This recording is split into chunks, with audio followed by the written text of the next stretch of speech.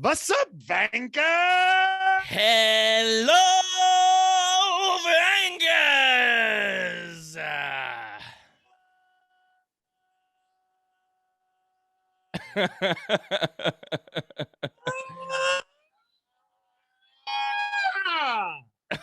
Fuck yeah, baby. Wow. The mic didn't even record any of it, didn't even register any of that shit because you're too fucking amped. Whoa. You know, I'm just hearing bow, bow, bow, bow, bow, bow, bow, bow, bow, bow, bow, bow, Darth Vader fucking music for this fucking bullshit of a season that's about to begin. Holy shit. Can I just tell you something? This is really bad for business. It's not good for business. It's bad for the business. What's bad for the business, Matt? What's bad for the business? Ferrari being on top is really it's really bad for business because we've never said a bad word about Ferrari. We've always thought they were a first class organization. Yeah, we love We love Ferrari. We love Ferrari. No. Here's the thing. We don't love Ferrari, but you know what? And it's bad because we talked a lot of shit about the godfathers of motorsport. But you know what? We do have connections to the sun. Okay. Yes, we do. Sun, and we really hate Ferrari because they really mistreat our close personal friend Charles Leclerc. Right. They've mistreated our boy Charles Leclerc for the last couple of years, and you know what? Yeah. And right now they're looking like maybe they're gonna start treating our boy with the proper respect. Baby, you need to give him respect. You need to show respect to the God. Finally, I can't tell you how many times I had to listen to Char on the phone just talking about the power unit. And you know what? It's like they finally got their shit together.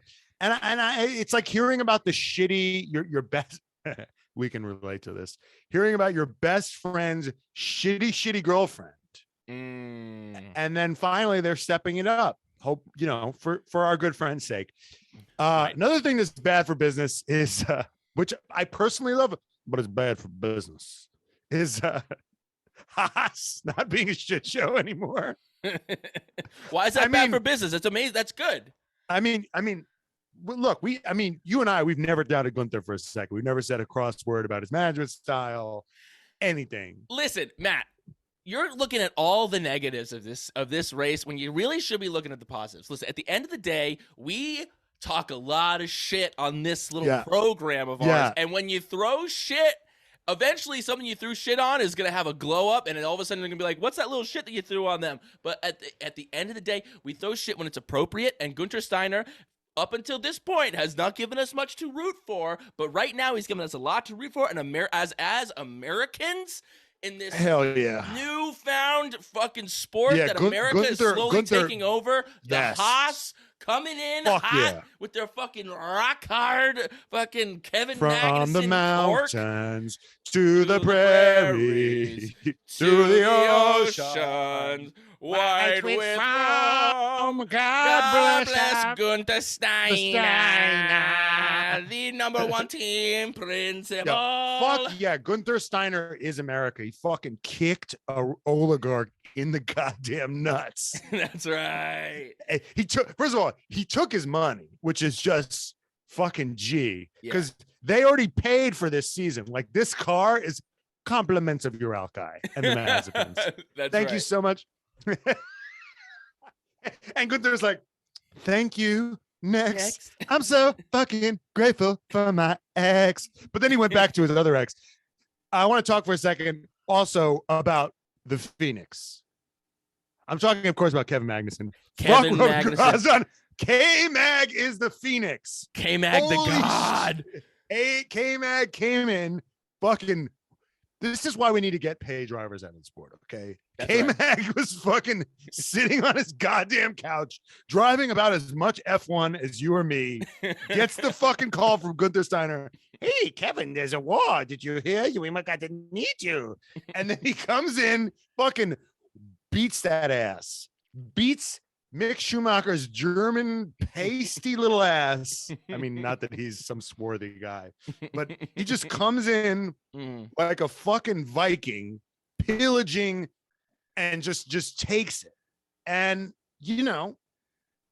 that's just, and then the whole thing with Hulkenberg just falls out of bed and out qualifies Lance. He had a horrible race, but still, you can't be out qualified by the reserve driver. You just can't. Can't happen. But we're getting ahead of ourselves. Yeah, we're getting ahead of ourselves, Matt. Let's tell the people who we are, what we're about, and what we're going to talk about today. So my name is Brian. I'm Matt, and we are the Red Flags. We're the Red Flags. We're an American podcast with a Drive to Survive fan. But you know what, Matt? We got a lot of fucking European fans as well because what we do is universal. Okay, what we do is universal. What we do is we talk shit, and we were talking shit about Formula One, and we have the fucking first race of the year, the Bahrain Grand Prix, and baby, it was a fucking exciting one. Booby. There was as much excitement in this race as there was a lacking of democracy in the country, which is what I love about F1. Right. You know, the inverse ratio of democracy to excitement is always off the hizzy. But anyway, it's off the fucking chains. And you know what? We got a lot of they just go jump, they leapfrog from problematic place to problematic place. Like they don't got a care in the world. And I love it. And you know who's there to fucking munch it all down? Fucking pieces of shit like you and me. And I mean, we got a lot of shit to talk about because, you know, last episodes that we did were the fucking 3 episodes that absolutely epic. Yeah, we're not saying another word about it, but we did Drive to Survive. It was Drive to Survive. Joe Rogan can fucking suck a dick because we did 6 hours of podcasting and he's like, I do 3 hours. How does he do it? It's like, well, we know we did double that shit. Fucking, and we didn't do it. And we didn't fucking eat any fucking mushrooms or whatever the fuck he's radioactive fucking waste that he's slinging over there. Yeah. Hey, Jamie. Hey, Jenny. Can you look that up? Can you look that up for me? Can you look up? Hey, Jenny. Can you look up if a monkey can actually fuck a werewolf? Can you look that up for me? I'm a absolutely trusted media source. Okay, so.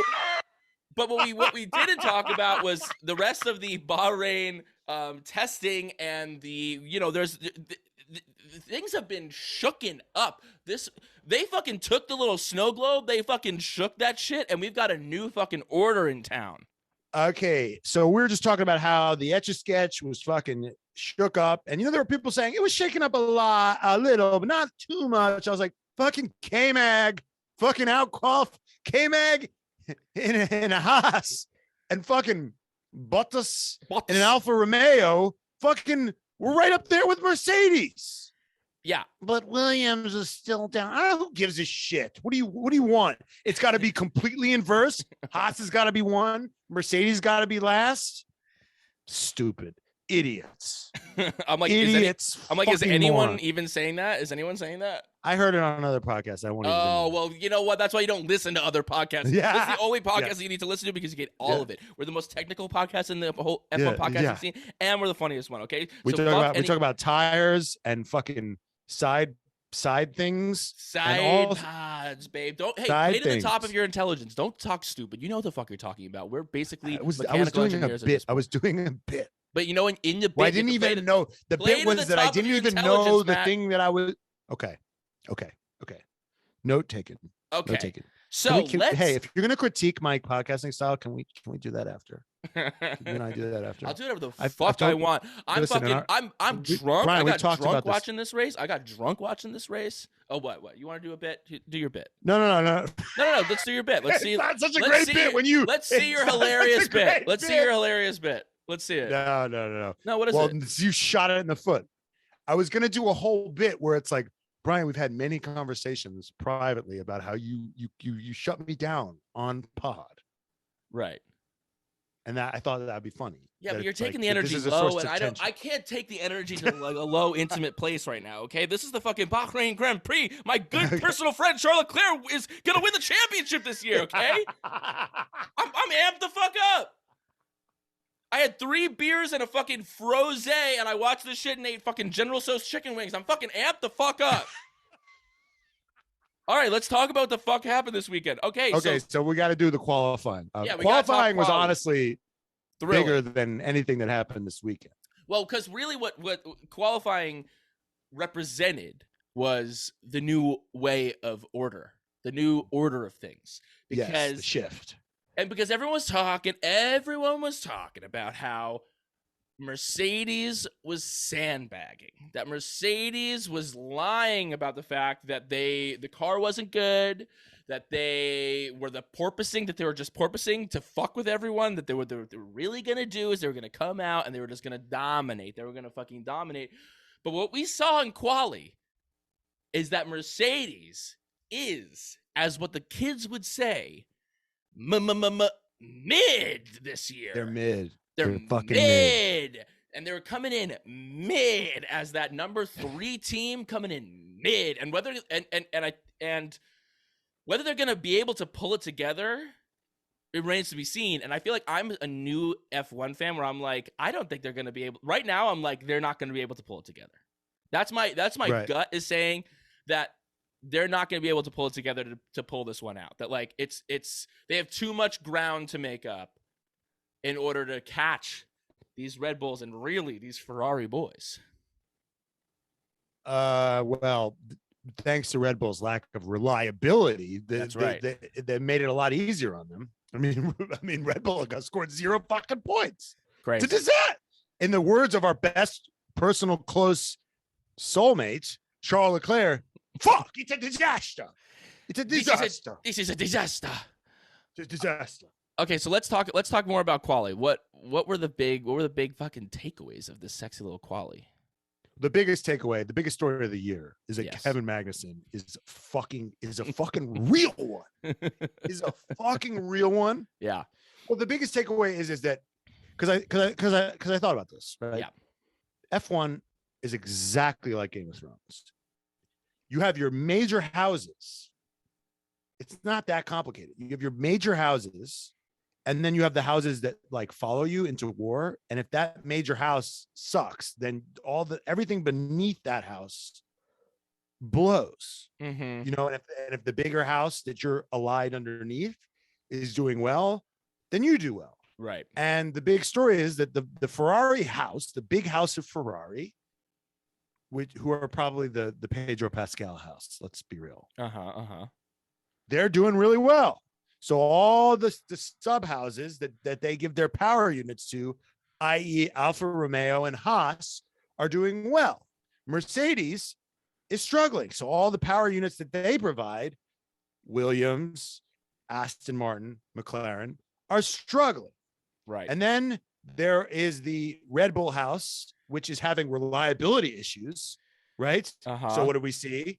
We see Alpha. We see my crush go up in flames. Right. So it's always a trickle down. Totally. And then Alpine is like out doing their own pink thing. Who the fuck knows? Nobody wants it. Nobody wants your engine, okay? Nobody wants it. Nobody wants it. They're like the ones on the island that have their weird traditions that worship the drowned god. Fuck, what is their name? You know what? George R. Martin, if you could come out with a new book, like within my lifetime and stop blogging about the fucking jets, maybe I would remember. So anyway, because it's literally been 10 years since the last one came out. Yeah. Anyway, the Theon house, the Greyjoys. Anyway. The Greyjoys. Yes, Theon Greyjoy. So yeah, so because Ferrari is doing well, their power unit fucking slaps. That has a knock-on effect for Haas and Alpha. Right. And then Mercedes is fucking trash, hot fucking garbage. That engine is trash. That engine is fucking trash. We see Williams, and we see McLaren, and we see Aston Martin fucking struggling. Now, and we also saw that George Russell got his ass split open by fucking K-Mag, who was on the fucking couch last week, and Bottas. Yes. Which I was so fucking wet for. Russell getting out, getting Mr. Saturday, getting out fucking qualified, by Lewis Hamilton, right, and then 2 other cars. Mm-hmm. And I just one of whom is Valtteri Bottas, whose seat he took. I mean, that was a tasty. But here's the other thing. everyone was fucking saying, oh, Lewis might have a fight on his hands. George Russell, he's actually a really good driver. And I'm like, what proof do you have of that? He beat the shit out of Latifi. You know who else beat the shit out of Latifi? Like, it might just be that Latifi, remember the guy who ruined the entire championship last year, is a really bad driver. Because Albon fucking thumped him in qualifying. And no one's saying Albon's the fucking messiah. Right.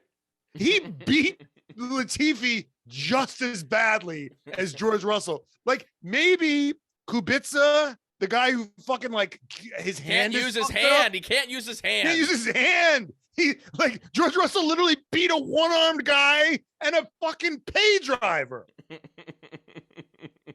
And they're like, well, he won an F2. And listen, as a New York sports fan, we've seen a lot of guys who are good in college. They don't have the goods when they make the leap. And I'm not saying he won't make the leap, but he hasn't done shit. He hasn't done fucking shit. George Russell hasn't done fucking anything. Mr. Saturday. You mean the guy the day that doesn't matter? That's the day that doesn't matter. Shit. Fuck. And George Russell pisses me off. He's not even charismatic.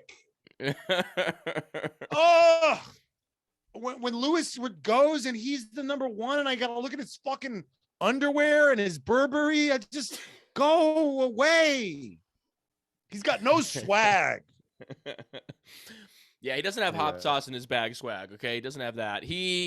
And he got shown the fuck up in that little quali because Bottas finishing ahead of him and K-Mag finishing ahead of him was just like, you know what? It's just like a reminder of that the world isn't fair. No, that the world is, well, not so much that the world isn't fair, but that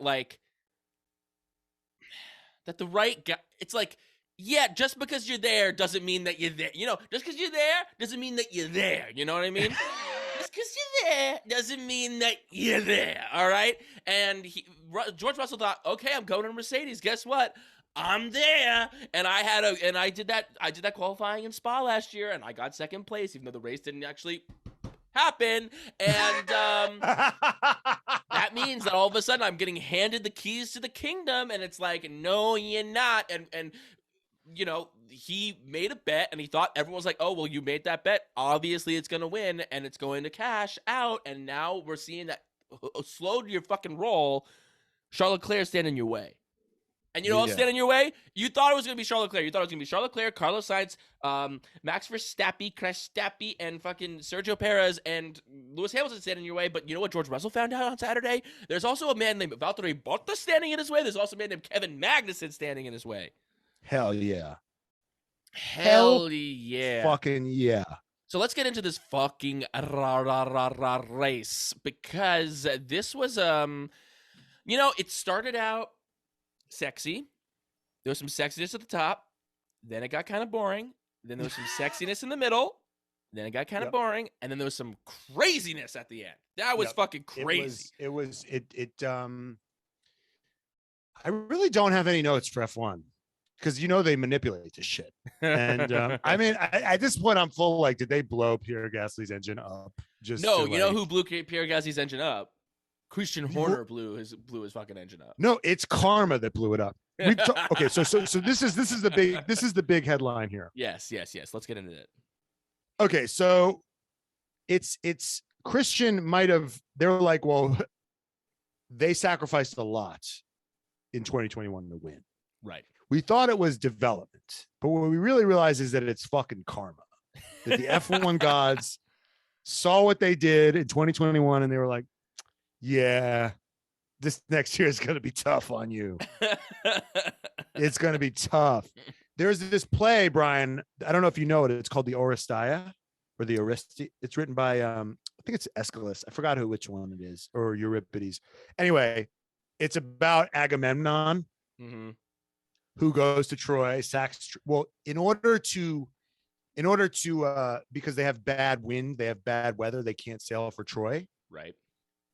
He sacrifices his daughter Iphigenia. And then the weather clears because Greek gods are fucked. They're like, give us your daughter. And he's like, okay. Sacrifices his daughter, Iphigenia, kills her, goes off, wins the war. But Clytemnestra, his wife, is like not having that shit. Mm-hmm.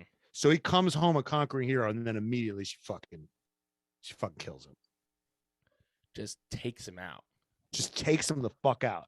And it's like what he gave up right to get to Troy and win was ultimately his fucking undoing. And I think the F1 gods are pissed. And those reliability issues are just fucking karma. Yeah, I mean, there was something about it that was like, oh my god, uncanny. Uncanny. There was something about it that felt like, okay, like there's something cosmic happening here. There's something spiritual happening. Exactly. I was like, there's holy like a shit. ghost. There's like a ghost of Abu Dhabi past kind of coming through, and just making those engines go bye-bye. It was like Final Destination. Right. It was nuts. It was like, it was all that unpaid debt from last year fucking cashing in. Right. You can't cheat death.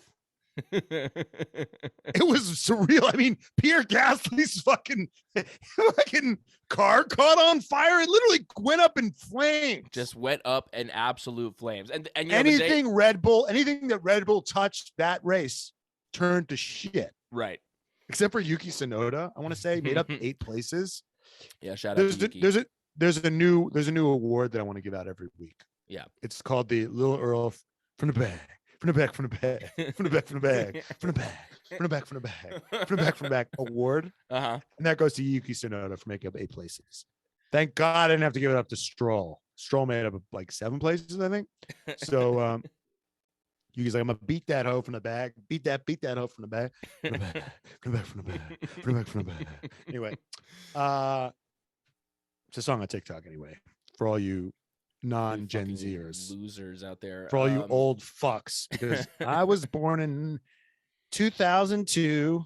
That's when I was born. Anyway, yeah, I mean, that was, oh my god. I mean, we had Charles Leclerc and Carlos Sainz. We had Max Verstappen and Sergio Perez, and it was really like, as we saw in quali, it was kind of like these 2 teams are in a league of their own. Yep. Mercedes is a clear third. Yep. And then it's really a toss-up for who's going to be underneath that. And it was a toss-up between Alpha or K-Mag or Alpha Haas, or it's Bottas or Kevin Magnussen. Because those other 2 guys are fucking dead. Say it with me. Dead fucking weight. Dead weight pay drivers. Okay. Dead weight pay drivers. Mick, you had all winter. You had all fucking winter. You had all the testing. You were in the sim. K-Mag rolled out of fucking bed. Got with the text from Gunther. And it's like, we need you on Friday. And he fucking beat your ass. Whooped your ass. Whooped your ass. Opened up a can of whoop ass. Yeah. Okay. So, and I am so fucking wet for Mick Schumacher just fucking getting thrashed by this F1 journeyman that nobody fucking respects. Anyway, anyway, so it's amazing. It's fucking amazing. There's something about that that's real good. Kevin Magnussen hit every fucking ugly car branch on the way down to retirement, to forced retirement. And now he's beating your fucking ass. Anyway. And he's taking you to school. Taking you to fucking school. He it was like this. I mean, it's like when the person who didn't study just fucking kills you in the tests. Yeah. They're like, oh, we had a test today, and then they fucking and then they get a 98 and you get an 87. You're like, I just have a shittier brain, and I have to live with this brain for the rest of my goddamn life. And it sucks. It sucks to live with that brain that's just inherently shittier, and there's nothing you can do about it. Right. But that's what talent is. Anyway, sorry, Mick. You had a nice little run there, thumping a shittier pay driver than me. But sorry, Joanna's like, yeah, going against nepotism, it's just like, yeah, it's But it's like at some point, it's just like you're sad, Matt. You're just sad. Well, it's when there's sad. When there's like nepotism that then results in talent, like our boy Carlos Sainz, that's a little bit different. Right. Because like Carlos Sainz is in that category of driver, but Carlos Sainz, he's got the goods, and maybe we will see about Mick Schumacher having the goods. Okay, I don't want to say that he just completely doesn't have the goods, but like it doesn't look good. It doesn't look good right now. It doesn't look good when he was whooping the pants off of Nikita Mazepin, and now Kevin Magnussen rolls out of bed, beats his ass, and takes him to school. Okay, that doesn't look too good. You're right about that. Like, you're right about that. From the back. But no, the thing that the biggest takeaway though is like we disrespected our friend because I guess we're maybe too close to Charles and we don't really see him as a killer. To us, he's just Char. He's harmless. Yeah, but I think that Carlos Sainz beat Charles Leclerc in the driver's standings last year. Yeah. And I think when you have a midfield car and there's more variables, more things like, and it's more about like putting your car in the right place, not getting into an accident, avoiding things as opposed to like just being like just having the raw speed. And Brian, I think you brought this up the other day. It's different when you have just a great car, you can get out into space and you just have the pace. You have the pace. And I think we saw today that Charles first of all, we always knew he was a monster qualifier. He might not be as good in a midfield car as Carlos Sainz, but when it comes to just like getting out in front and just putting in those epic laps like a fucking machine, he's got it. That's part one. Yep. That's part one. Yeah. Part two is there was Max will like roll up on Lewis like sup bitch. Yeah. Like he'll roll up on fucking Lewis. Right. No respect. But you could tell in this race, like Max knows that Charles ain't afraid to die. Charles ain't afraid to die. Charles doesn't give a fuck. Charles don't have the Met Gala to go to later. Charles tried because Ferrari like fucking crushed him, right? He's got no goddamn life. He tried to start his own fashion line, and Ferrari's like, "No, you're not doing that shit." It's just racing for him. Yeah. I mean, let's be real. Charles doesn't. You want to know why we know Charles doesn't have a life? Because he got lunch with you, Brian. He got lunch with you. He had a window in New York City. It wasn't like he got stuck on a layover in fucking Iowa somewhere. Yeah. He got lunch with me. He got lunch with you in New York. He should be getting lunch with Anna Wintour or something. Listen, bro, I'm on a television show too. It's called Bridge of Tunnels on Epics. We got a second season, bro. We got a second season, okay? Charles ain't afraid to die. Max left him the fucking space because and it's primal. It's primal. It goes back to because Charles is as crashy as Max. Right. And what's crazy is if you watch their childhood video, because we get fucking psychological, we get primal, we get deep on the show. Yeah. We all know the famous video of Charles Leclerc and Max Verstappen from their karting days. And when you watch that video, you see two things. You see Max Verstappen flustered, upset. Well, it wasn't fair. It wasn't fair. He knocked me off. I knocked him off. He knocked him off. It's not fair. And we know Max Verstappen as being a psycho, a crazy man on track. But when you watch that video, after Max Verstappen's flustered, he's red in the face. He's the reasonable one. He's the reasonable one. They go to Charles Leclerc. They do a pan. It's like a pan. A pan right to Charles. They say, Charles, what happened? Dead-faced, full serial killer energy. Nothing. It was an incident. You're a fucking psycho when Max is the normal person in that exchange.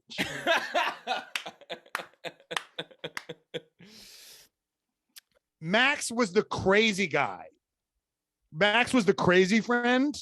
And then Charles is the guy that's like, he fucking like puts cigarettes out on his tongue, and Max is like, oh God, I guess he's the for crazy guy now. And the energy just shifts. Right. The energy just shifts. Max starts fucking wearing a tie and like being the responsible one. Right. There can only be one crazy one. Charles just full gaslighting. Yeah. Nothing. It was an incident. It was an incident. And you know what? This season's going to be so fucking fun because this is going to be an incident-filled season. Yes. This season is going to be filled with lots of little incidents. And because it's like Charles is chaos. Charles is the embodiment of chaos. Verstappen is the embodiment of psychopathy. And when those two forces come together, it's a supernova, and it's going to be, and we saw some of that today. Because the best part of this, I mean, you know, there was the kind of craziness at the end, but the best part was them going back and forth, in like laps 17, 18, 19.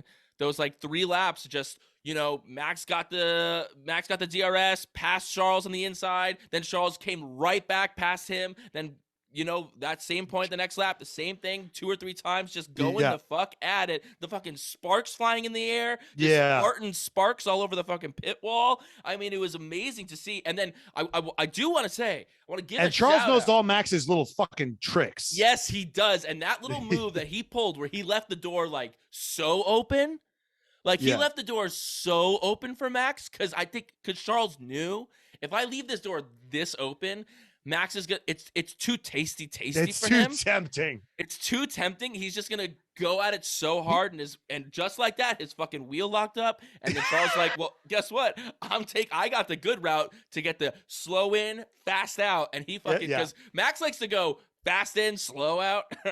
No, he likes to go fast in, fast out, off the track. And maybe use you as a fucking guardrail. That's right. Like a bumper to get you back onto the lane. To get a strike. To get a strike.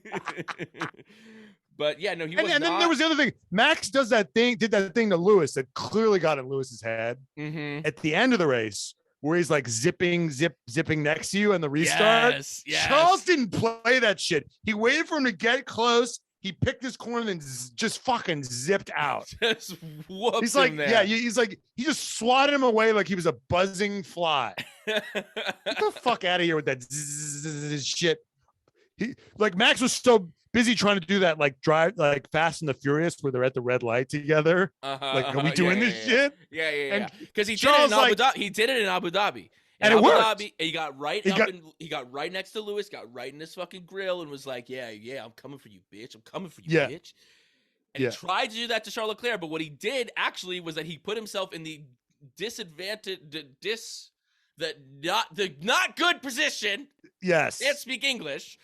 He put himself Words are hard. Words are hard. The worst position in order to get that good start on the fucking restart after that fucking yellow flag. And Charles just fucking cooked him. It's like it was almost like it was in the movies where the guy hits a puddle and just leaves you in the dust, and there's fucking water and you know. I got to pick an element. I know. Next time. We're so fucking amped up. We're too fucking horny for this fucking race. It was so Charles. Who knew that he was like, he just, you know what he is? He's a pillow princess. He's high maintenance. He needs the car.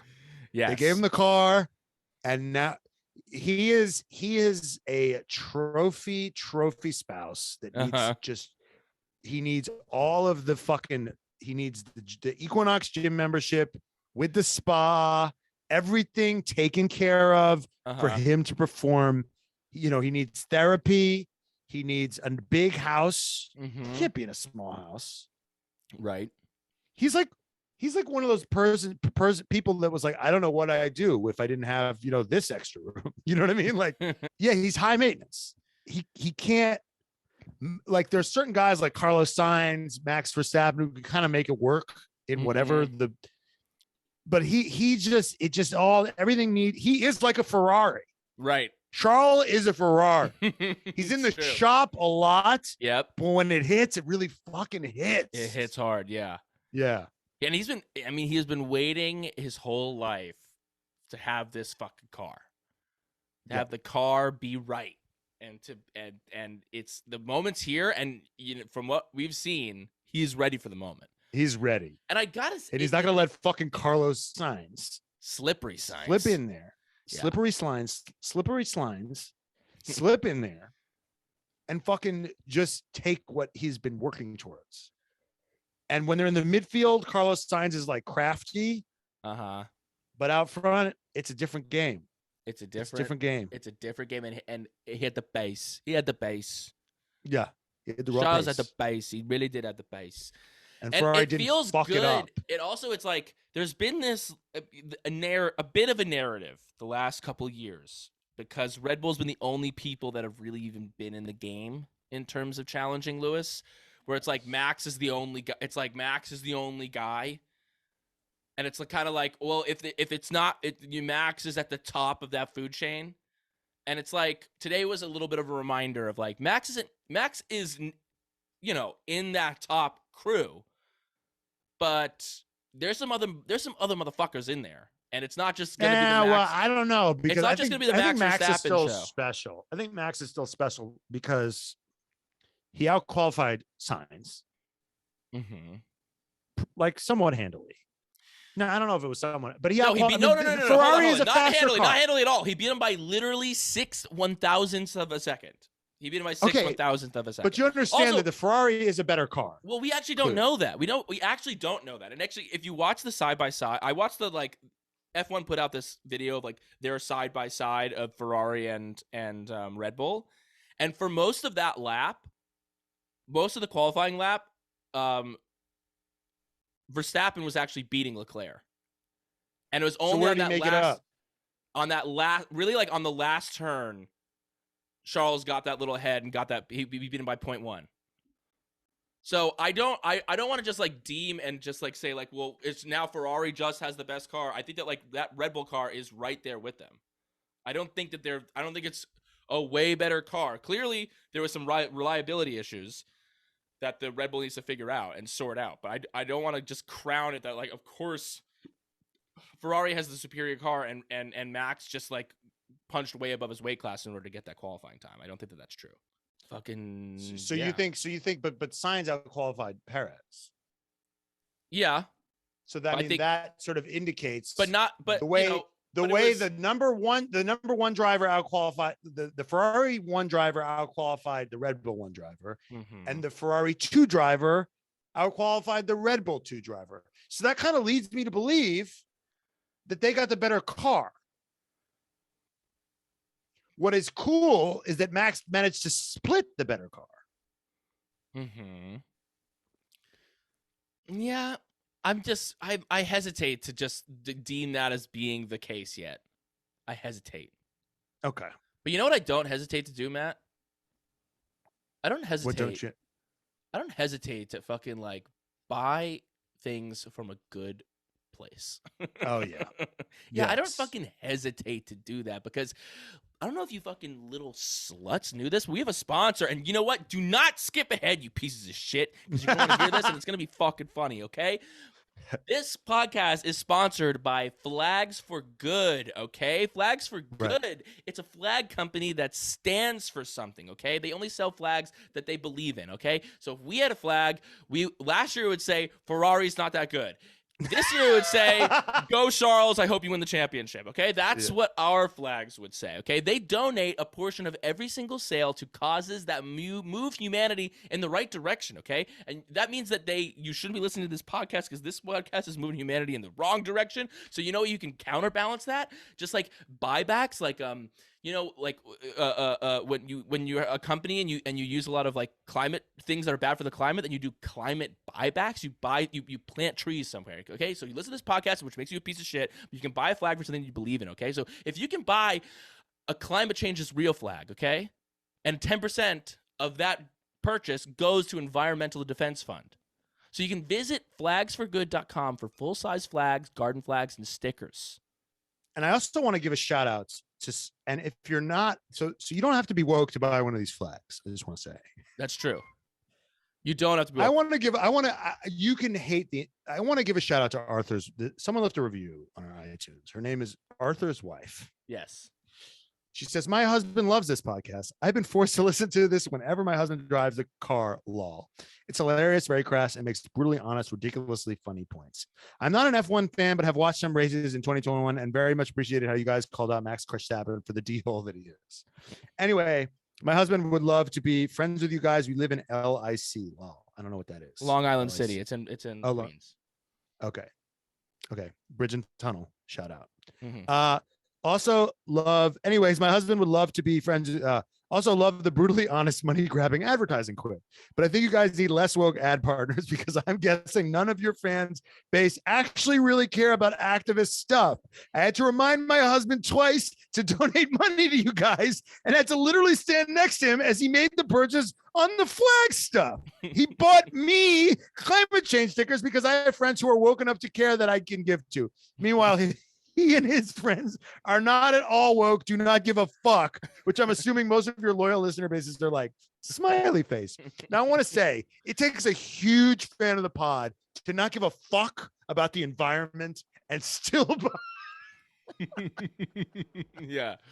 Fucking climate change is, you think it's a hoax, but for us, you're going to buy those fucking stickers. So shout out to you. And that's the important work that we're doing here at the Red Flags podcast. And I want to tell you all that you can get 10% off of your first purchase at flagsforgood.com by using the code REDFLAGS, all one word. That's, once again, Red Flags for 10% off your first purchase at flagsforgood.com. Fucking do it. Also follow them on TikTok, YouTube, Twitter, all at Flags for Good as the handle. Instagram too. We also have to say that there is a guy out here, a track marshal, yes, who bought some flags and is now going to be flying them in Miami and Austin. Yes, he bought. I think he bought a Ukraine flag, if I'm not mistaken. Yes. Yeah, you can buy some Ukraine flags, and I think 25% of the proceeds from that are going to an organization that is helping out the people of Ukraine right now. So fucking do something with your life and fucking buy one of these flags. His name is John. Yeah, and John. he was recommended to us by a whiskey sales guy he met at Coda last year. So really, so yeah, shout out to John. Sorry we never replied to your email, but this is our response. Also, hey, whiskey sales guy, why don't you reach out to us, because we'd love to go to Coda and we'd love to have you sponsor us going, baby. Okay. Seriously. Email that's the TRF flag, trfpod@gmail.com. trfpod@gmail.com. Okay. All right, what the fuck else do we have to talk about? Guys, when you do ad reads, you also have to plug yourself during the ad read. It's very important. Yeah, of course. Okay.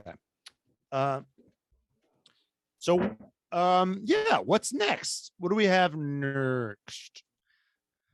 I guess I want to do a quick fashion corner. Do a quick fashion corner. Mm-hmm. Back by popular demand. Fashion corner. So a lot of people were saying, hey, Lewis, you got some competition this year, baby. You got some competition. Some guy is on your fucking corner. His name is Wanyu Zhou. No, it's Zhou not. Wanyu. Yeah, Zhou Wanyu. They say the last name first in China. That's right. Zhou Wanyu. And he's like, I like fashion too. Mm-hmm. I saw his look. I saw his fit. Yeah. As us Gen Zers will say. Right. And yeah, Brian goes out for 15 to 25. Right? Is that what you go out for? Anyway, he was wearing a like yellow, black, and white stripy shirt, stripy polo, looked like silk or something. He wore black jeans, and fucking Nike high top, looked like Dunks or something. Right. And he looked good. I realized something. He taught me. He made me realize something. Yeah. If I could go to Saks right now and get it off the rack and probably afford it, it would hurt, but afford it. Mm-hmm. Don't fucking call yourself a fashion person. It's disrespectful to Lewis. Like Lewis's purple outfit with the orange flowers, with the boots. Like, that's a fucking fit. That is fashion. Right. You just have money and like to shop. You're fashionable. You're fashionable. And there's a big difference between being a fashion icon like Lewis Hamilton and being fashionable. Yeah. And you know what? Having Who knows? But let's not. These are different weight classes. All right. This is like the George Russell to Lewis relationship. Okay, he's not coming for the crown. He's not coming for the crown of the best dressed man. No, but he's been but disrespectful people have been like, look out, Lewis. Look out for who? I just see a guy in a polo. That's what Lewis is like. You mean the guy in the polo? Yeah, have you ever seen a man wear orange jumper parachute pants? Okay. Come talk to me then, all right? Lewis got the purple and orange with it looked like a marijuana leaf. I don't know what the fuck it was, but he looked fucking dope. Yeah, he's I mean, the other thing, it's like, could I wear it? Yes or no? And if I can't wear it, then it's dope. If I could get away with it, then it's fucking lame. Right. If I wore that fucking outfit that Lewis was wearing, I'd look like fucking Barney, the fucking dinosaur from fucking. I would look terrible. Right. I could pull off. I wear short sleeve polos all the time. The silk. It's LA. You know, that's a total LA typical fucking tenants in the trees fucking fit. Right. Okay. But you know what? It gets, there's just the level where when the bar's on the floor, which is where it is with most of these drivers, when someone does anything outside of the wearing, just like the team uniform, people lose their fucking minds. Okay, but this is not this fashion corner is just going to be. It's now going to be renamed Lewis Dunks on Joe corner. Totally. Let's talk about McLaren. I mean, let's talk about McLaren. We need to talk about Kevin, and we need to talk about McLaren. I mean, it's really pretty simple. I think the Mercedes power unit, it just sucks a mile of cock, and not in a fun way. But yeah, and it really sucks. Because I was I was really planning on the Daniel misery porn to continue, but now they both suck, right? And it's just, I actually think Did Ricardo finish actually ahead of? What happened there? I don't know. What happened there? I think it was like a tire strategy thing that they just used the wrong strategy with Lando, I think. Well, I think what they did was they started on the mediums. They were just trying to do something wild. Yeah. Because they're like, this is unacceptable. They did the Yas Capito gambling, right? Where they're going to try something different. Because everybody else started on softs. See, right. we can get technical. Yeah. Did you know that I'm like, me and Sam Collins are like the same? Who's the guy with the hair that does all with the big hair? Oh yeah, what is his name? Black guy. Yeah. He's great. He is great. Yeah. Although Jenny pointed out that during the UNICEF section, he was so weird. Why? What was he doing? He said, I'll find it. Jenny, just please clean this part up. It's like, I don't know anyone. I don't know other than Crofty and Brundle. I'm like, yeah, there's that guy. Yeah. There's that. I think his name is Sam. Sam Collins is his name. Sam Collins. Yep. Sam Collins was like, for the UNICEF thing, was like, you can donate to give kids the chance to watch F1 from safety and comfort, and watch drivers like Sergio Perez, number 11. To see if he'll be successful in his support role of reigning world champion Max Verstappen. Because that's why kids from UNICEF need your money, so they can see if the second seat cursed Red Bull is real. It was just so random. Yeah. Anyway, but I like Sam Collins because he really geeks out about things and he gets excited about things that are kind of lame. Right. And he keeps it fresh. But McLaren fucking. They suck. Yeah, I mean, it was like pretty shocking to see. I mean, Google just invested and is sponsoring McLaren. And Google's got the little chrome. I mean, they're all over that car. They've got the like chrome logo on the wheels. They've got the Samsung Galaxy shit on the like on the car, and Yeah. Danny Ricciardo's. I mean, those ugly ass cars are in last place during the race. Did they finish dead fucking No, last? no, no, no. They didn't finish last. They finished like 14th and 15th. They wound up Right. making up points at the end. But let's also not forget that both the Red Bulls came out, and Yeah. like they made up. Yeah. They were They didn't finish in the points. they were trailing the whole fucking time. Yeah. And Daniel Ricciardo, I think, qualified dead fucking last. No, he got 18th. He got qualified 18th, which is, I mean, rough. Rough. Latifi qualified last. Let's make something perfectly clear. Latifi is so pissed Mazepin is out of the sport. He is so pissed. He's like, fuck. The spotlight is going to fall on me. No matter how nice I seem or how much Nutella I eat. That is not a personality. That is not a personality. McLaren blows. That's looks really like McLaren rough. blows. Fucking Aston Martin blows. Yeah.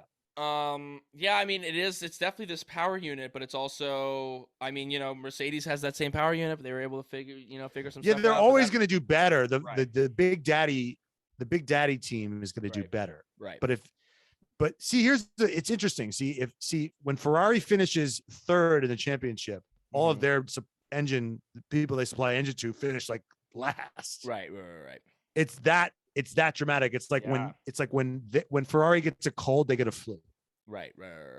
Now Mercedes is third, and all of their fucking their fucking bannermen are Williams, Aston, McLaren. Right. Suck. Right. Yeah, like, is this going to be? I heard a thing where people would talk about how like the engines are like they're locked in. The engines they're homologated. So what does that mean? I think it means that they're all of a piece. So like if they're all one. I'm pretty sure. So it's like not like if there's something wrong with one thing, it's not like something you can just plug and play as easily. It's a more long-term fix. Right. Whereas like a side pod, you could just take off and like print something new, put that on. Where an engine, it's like if there's something wrong with the engine, it's gonna. It's like when in your car, right? And you dent a piece of your car, and if it's the bumper, you're like, I could just buy a new bumper, right? Or if you dent a part of the car that's like all connected, you're like, oh, and you're following, you're like, fuck that, all connect. It's like all like that's half the car that I just dented. If I want to replace it, it's that sort of thing. I think. I guess a part of me is thinking and fearing. I'm like, in the same way when like Mercedes just had the number of that turbo hybrid era, is this just going to be like, okay, now like an era of dominance for Ferrari?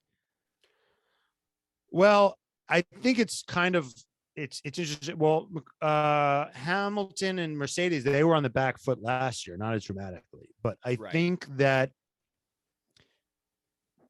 people have talked about. I've heard people talking about how it's a question of like what Ferrari's ceiling is. Like maybe Ferrari has a high floor, but it's because the cars keep improving. They keep developing the car. Right. So maybe Ferrari has maximized its potential faster. They also had more time in the wind tunnel. Right. Because of that weird thing that, so Mercedes had a little less. So Mercedes might have a more of a learning curve to go. So it's still unclear. You can't just say, oh, this is after one race, this is the era of Ferrari. Right. Though I'm feeling like it's going to be, and it scares me. Well, until they find out that they cheated. Yeah. And then they were like, hey, tweak that. They have a secret agreement, and then all of a sudden they suck ass. That's I want to talk about Lewis getting third place in this race and how the implications for what just happened, especially with Red Bull, within the rest of the season, because it was really looking like there's no way that Lewis is going to be able to make it. Fifth is real. Fourth, maybe fourth is the best that he can really hope for. maybe to get ahead of Perez. Right. And to his credit, he drove the car to the best of the car's abilities. The car he got the most out of that car. But the fact that more than Russell did for sure. More than Russell did for sure, especially on Saturday and definitely today as well. Even though Russell finishes, did Russell? He got fourth. He got fourth. Yeah, fourth. Yeah, I mean, this is a big in terms of the championship fight. That I was kind of pissed. I'm like, this kind of sucks because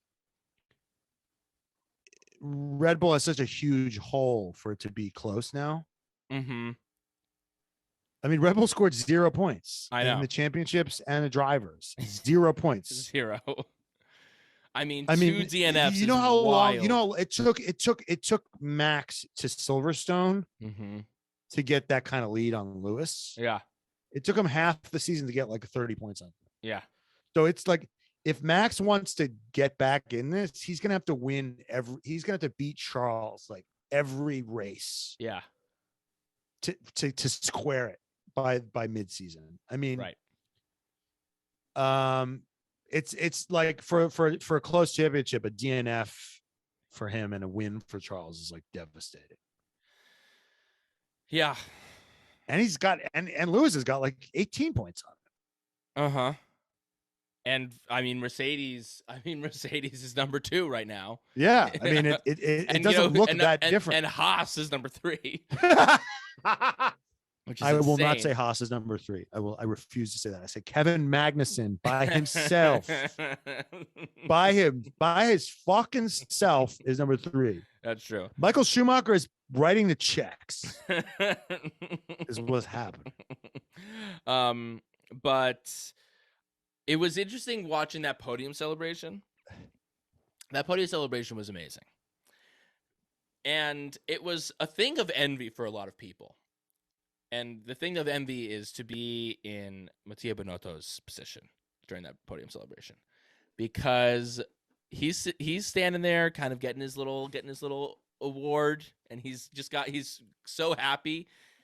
And then you have Charles Leclerc and Carlos Sainz chasing you around and spraying champagne. They were like, we're gonna go get we gotta get Binotto, we gotta get Binotto, and I was like, this is truly like. How many people would have fantasized about like a playful game of like, we're gonna get you? Those 2 boys playing like a playful game of tag. That's like heterosexual, homosexual, literally, even if you're asexual or sapiosexual, you can dream about that, okay? You can dream about it no matter what position you are in within the spectrum of this world. You can understand the kind of titillation of being in Mattia Binotto's because girls want to because people who like men want to fuck them, right? And people that don't like men want to fucking be friends with them, right? like us, like we are. Yeah. So it's like if you don't want to fuck Charles Leclerc, you definitely like want to like roll with him and have him like you. Right. And respond to your fucking follow you back on Instagram. Jesus Christ. Or ruin any chance you ever have of actually being friends with them by talking him repeatedly on your podcast. That's another thing that you can. That's something you can do. That's something that one can do. And how happy was Lewis when all that shit was happening with Max?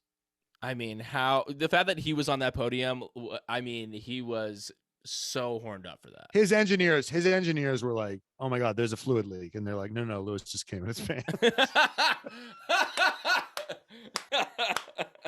Yeah, it's just come. It's come. It's fine. The car is fine. He's just coming. Yeah, it was a real fucking good one. It's going to be an exciting year. I'm so happy that Formula 1 is back. And it gives Lewis, it gives Mercedes some time to get their shit together, because exactly. It's a nice little cushion. Nice little cushion. Mm-hmm. I didn't want Red Bull to DNF. Yeah, I want it tight. I do too, but it's what happened. I mean, these are the gods, Matt. This wasn't because of something that we could have, had any control over. This was the motorsport god I said, honestly no, felt like three I of your have cars, three of your cars will just explode. Just and Yuki's die. touched by the angels. That's right. Yuki wasn't involved in this blood pact. They're like, we're doing a blood pact. Do you want to come? And he's like, no. He's like, no, I'm gonna go eat some Wagyu. I'm gonna go eat some Wagyu. I got it fucking shipped in dry ice to me from Japan. Because every country's cuisine other than my country's is fucking trash. But yeah, I think that no, I feel like I do have some control because I texted the thread, the Vanker thread. Yeah. I was like, because Charles was pulling away, and I texted, we need to crash. And then it was my boy Gasly leaping from flames. I was like, Jesus. Jenny was like, you did this. You did it.